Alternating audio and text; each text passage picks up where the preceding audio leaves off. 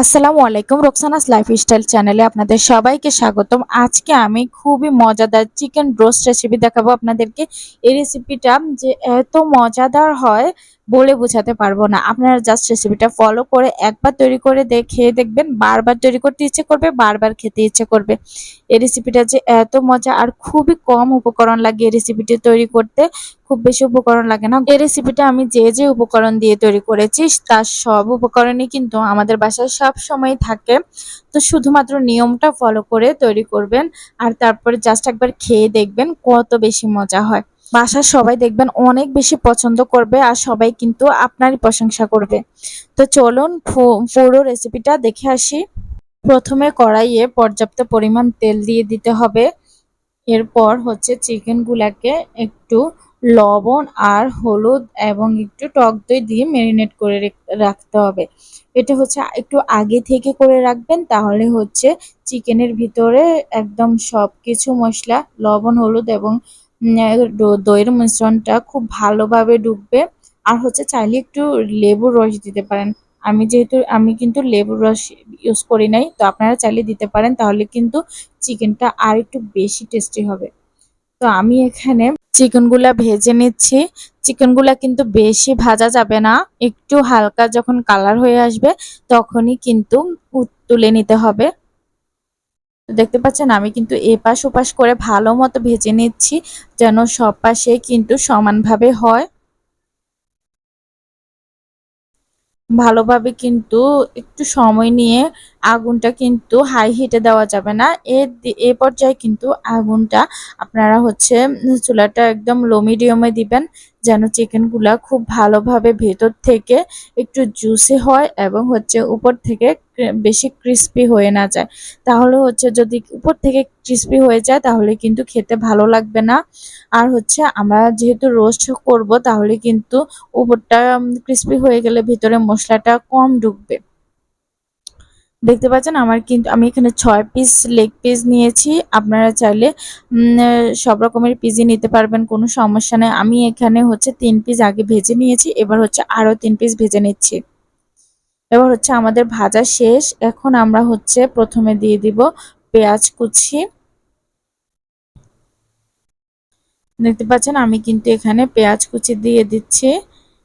প্রায় 1 কাপের মতো পেঁয়াজ কুচি দিয়ে দিয়েছি। এরপর পেঁয়াজগুলো একটু নেড়ে চেড়ে নরম করে নিতে হবে। পেঁয়াজটা যখন একটু নরম হয়ে আসবে তখন এখানে টমেটো দিয়ে দিয়েছি, কাঁচামরিচ দিয়ে দিয়েছি। এরপর এগুলো আরো কিছুক্ষণ ভেজে নিতে হবে। এরপর আস্তে আস্তে আমি এখানে সবগুলো মশলা দিয়ে দিব। প্রথম দিয়ে দিচ্ছি আদা বাটা, তারপরে দিয়েছি রসুন বাটা, তারপরে হচ্ছে বাকি মশলাগুলো দিয়ে দিব। এখানে আমি মরিচ দিয়েছি প্রথমে।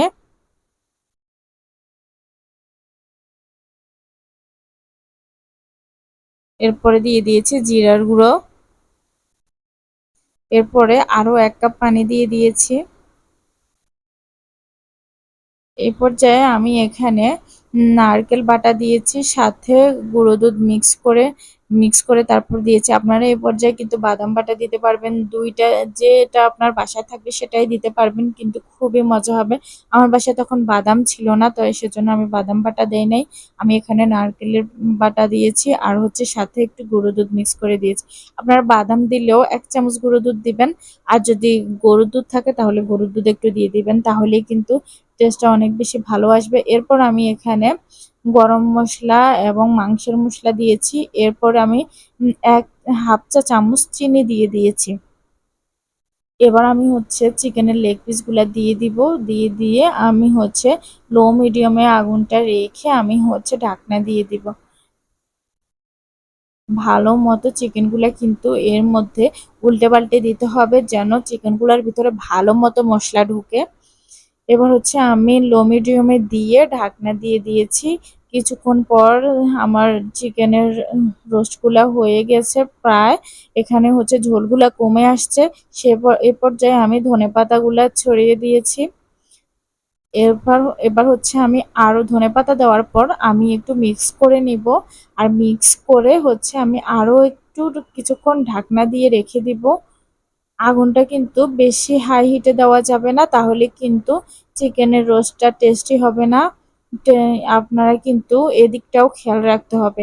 চুলায় কিন্তু পুরো লো মিডিয়ামে থাকবে পুরো রান্নায়, তাহলে কিন্তু দেখবেন চিকেনগুলা খেতে খুবই মজা হয়। এভাবে কিন্তু একবার বাসায় রান্না করে দেখবেন আর সবাইকে চমকে দিবেন।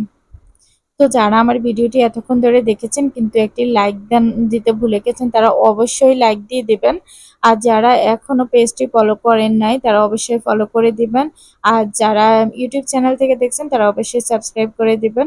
তো আজকে এ পর্যন্তই, পরবর্তী ভিডিও দেখার আমন্ত্রণ রইল। সবাই ভালো থাকবেন, সুস্থ থাকবেন। আল্লাহ হাফেজ।